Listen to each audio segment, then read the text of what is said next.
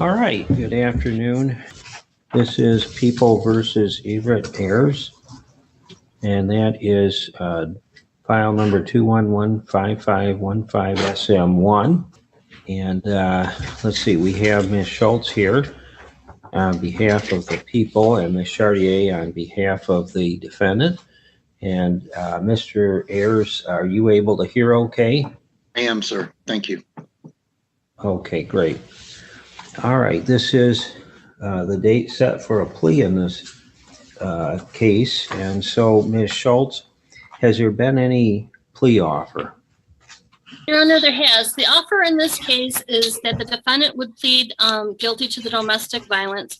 In exchange for that plea, the people would recommend a delay under the domestic violence provision.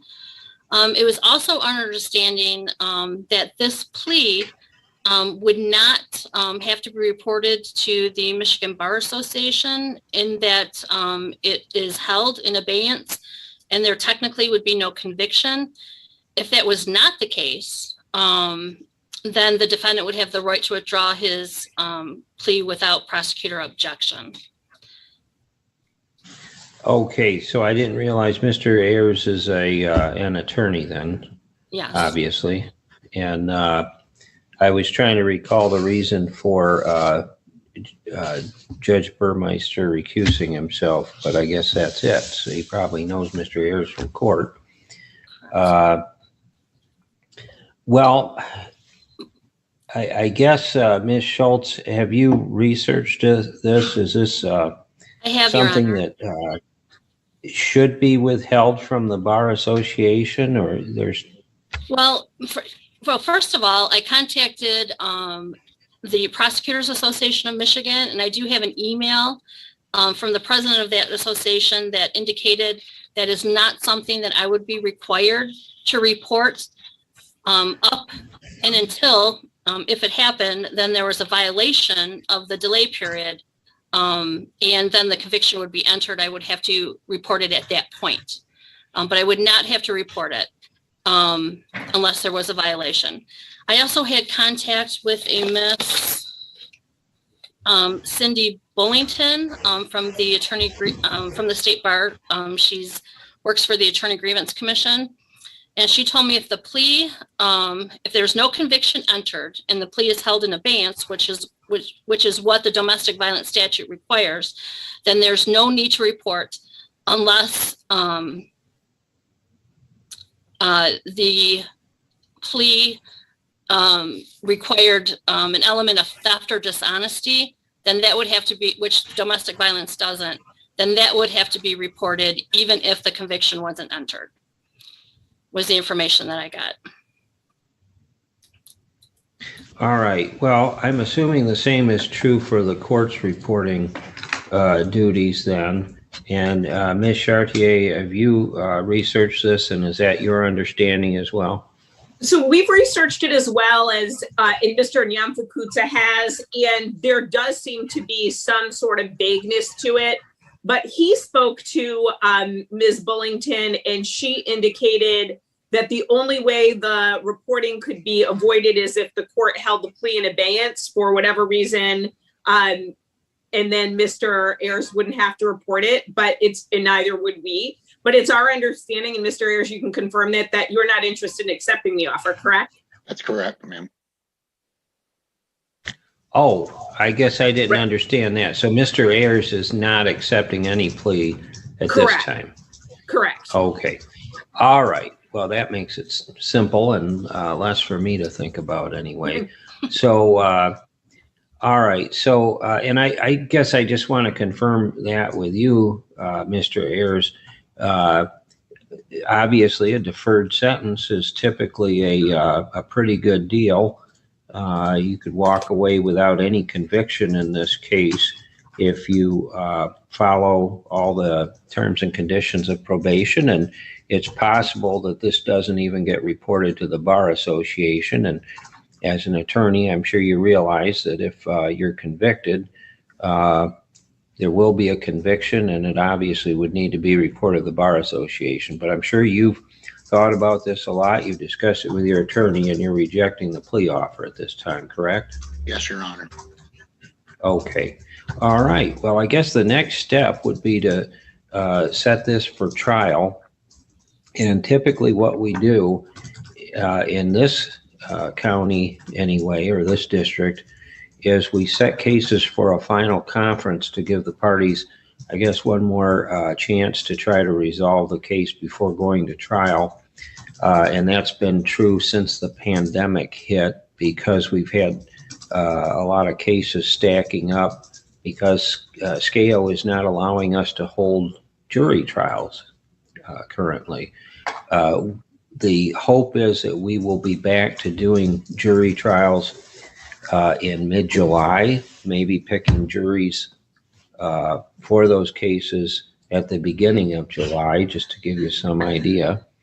And so I think what we'll do then, well, let me ask the attorneys here, Ms. Schultz and Ms. Chartier, do you think there's any reason to hold a final conference, or do you think the parties are pretty settled on going to trial, and maybe we should just go directly to the jury selection? Oh, go ahead, Ms. Schultz. I never see a harm in a final conference. Okay, Ms. Chartier? I agree with Ms. Schultz. There is an issue of outstanding discovery. The court had recently signed an order for some witness interviews, so we're waiting on those from Ms. Schultz. So I think a final pretrial is good, just to make sure that all the discovery has been obtained and there are no outstanding issues. The other issue, as the court probably knows, is now that other counties are opening up for trials, we currently have 2 scheduled for the end of July. And so I think a final pretrial is good, just because then if there's any sort of scheduling conflicts, we might be able to address those. Okay, how much time do you think it's going to take to get those tapes to the defense, Ms. Schultz? I think, let's see, we were waiting for, we had it on the 24th, and it looks like they were already mailed out. Great. Yes, we got a protection order. Okay. It was signed on the 24th, and it looks like they were mailed. There's a proof of service in the file. So if you don't get it within, a few days, just give us a call and we'll resend. Sure. Thank you. All right. Well, then let's set the final conference out, since we're not in any rush, because our jury picks aren't going to start until probably July. How about 30 days out? And then we do have 150 cases backlogged right now because of the pandemic that are set for jury picks. And so it's likely that this pick is going to be out further. We're kind of prioritizing cases according to the charge and that sort of thing. So, Ms. Odom, you want to pick a date that works for both Ms. Schultz and Ms. Chartier? Yeah, and you just want just a regular final conference that we hold here. And I do hold those on the record. I think there's value in having all the parties present, the attorneys, and Mr. Ayers. I would want him to be here as well. So if there is another offer or anything else we need to discuss, that he's here and we can get that resolved. So what about Wednesday, June 30th? Wednesday, June 30th? Mm-hmm. That works for me. Mr. Ayers, does that work for you? Yeah, I'll make it work. Yeah. Great. Thank you. Okay. You want to hold it in the morning? You would just zoom into our regular morning docket with the same Zoom information that you already have, and we could do that at like 10 o'clock. Would that work? Perfect. Okay. Ms. Schultz, is that going to work for you as well? Well, all right, great. Okay, so you'll get a notice in the mail of the next hearing then. And is there anything else we need to take up today? No, thank you, Your Honor. All right. I will do a little more research here and determine whether or not just in case the issue comes up again in a plea situation, whether the court would feel compelled to notify the bar of a conviction in a situation where no conviction has been taken, because with a deferred sentence, there is no conviction in my view unless and until there's a reason to enter that, which would be a probation violation justifying revocation of the probation. So,